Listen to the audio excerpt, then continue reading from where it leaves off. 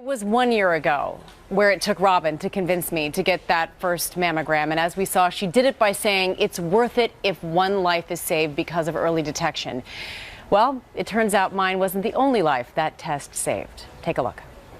I'm 40, I'm the age, and I have been putting it off. 1 year ago, for Breast Cancer Awareness Month, I finally had that mammogram.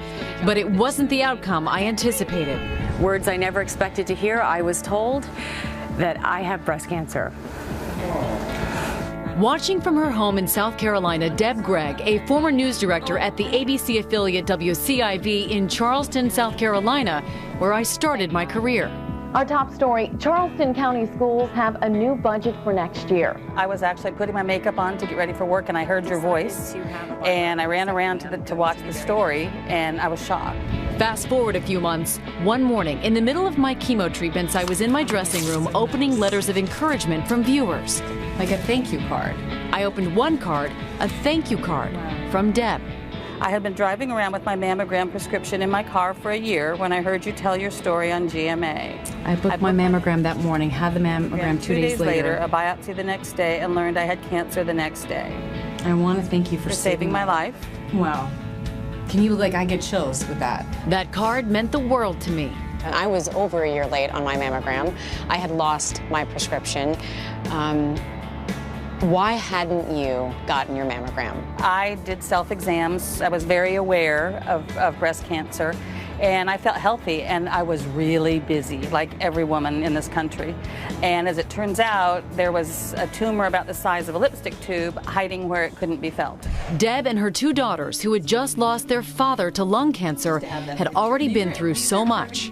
For me, the hardest part was watching my daughters watch me. What was that like for you? I was very angry and very scared for them. Of course, you would ask something like this, but that definitely was the hardest part. With her girls by her side, she would have a double mastectomy on Christmas Eve.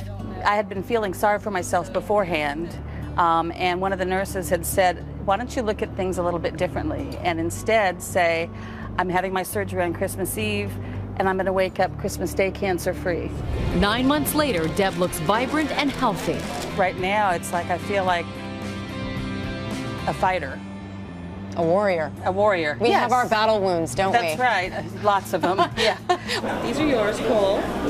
Tell me what your prognosis is, how you're doing, what doctors have told you. So my oncologist said just last week, you should consider yourself cured. She's just so positive and strong. I feel very blessed that our mom was able to beat cancer. It feels good to say that out loud, doesn't it? Yeah. A gift not lost on either of us. Two women who started their journalism careers in Charleston, who were fortunate enough to have a mammogram and fight cancer in time. God kind of brought us full circle, and here we sit in Charleston, healthy, both taking anti-hormone cancer drugs, both with two daughters, and both feeling very thankful. And to take the pledge, we all have taken the pledge, right? Yeah. Go to abcnewsgoespink.com and want to get all the details there on Yahoo as well.